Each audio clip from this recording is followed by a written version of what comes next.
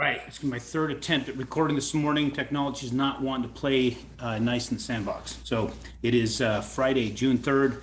Not a lot to talk about, but I had a couple cool things I wanted to share with you guys before we start getting into charts and all that. But take a look at this particular website. I thought this one would be very, very interesting for you.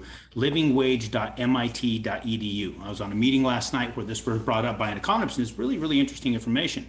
I'm going to go into Arizona because that's where I'm at. Again, it's livingwage.mit.edu, as in MIT out in Massachusetts Institute of Technology. This is the ones who created this. And you can go right into all the different counties within the specific state. Looks like I clicked Arkansas, not Arizona. So let's just go into, let's just pick a county, Drew County.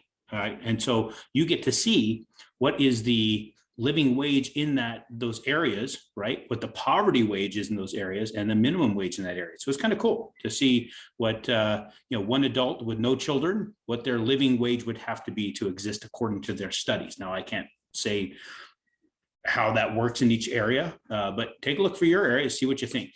Seems like a really cool thing just to kind of play around with. So livingwage.mit.edu.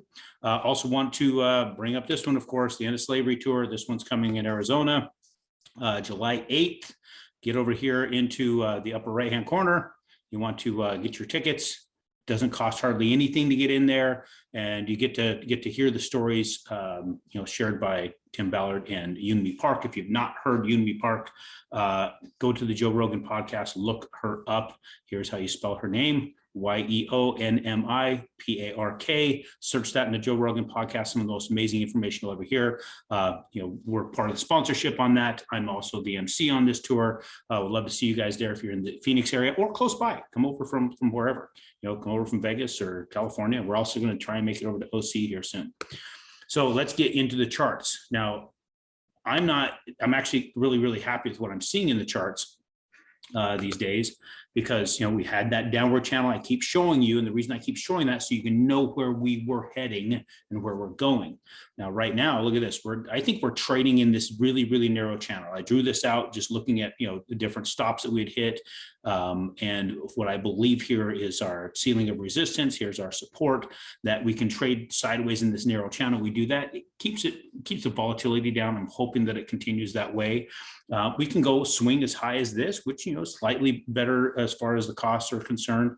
We can go as far low as this, might impact your interest rate a little bit higher and costs go higher. But for the most part, I think we're going to play here for a little bit. I can't say for how long, which is good to see some green in here, and as much green as we've seen in this, meaning that it's improved on that particular day, especially with what we've been dealing with the Fed talk about raising interest rates, because there's been conversation actually just put out this week that it's pretty much set that they're going to be raising rates at least 3 more times this year. And it didn't have a massive impact on mortgage-backed securities. Why? Because it's anticipated. If they're anticipating it to happen, and it's being confirmed that it's going to happen, then it's built into the market.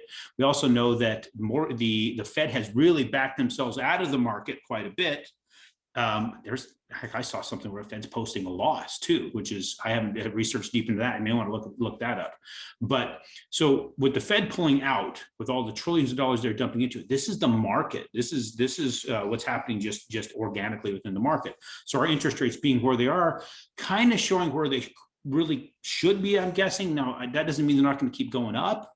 I'm very cautious about telling anybody to just hold out and play the market. I'd say grab it while you can, because it lends to them going up with what's happening with inflation, the fact they got to raise rates. Federal fund rates got to go up a lot more than what they're planning on, in my opinion.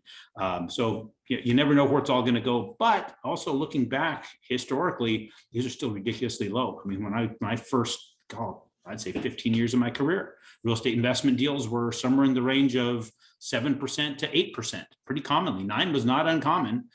So I didn't ever see double digits in my career, but yeah, we did have that 7, 8, 9 quite a bit for real estate investors. So that's where we sit today. Check out that endofslaverytour.com, and we'll get you more stuff on Tuesday.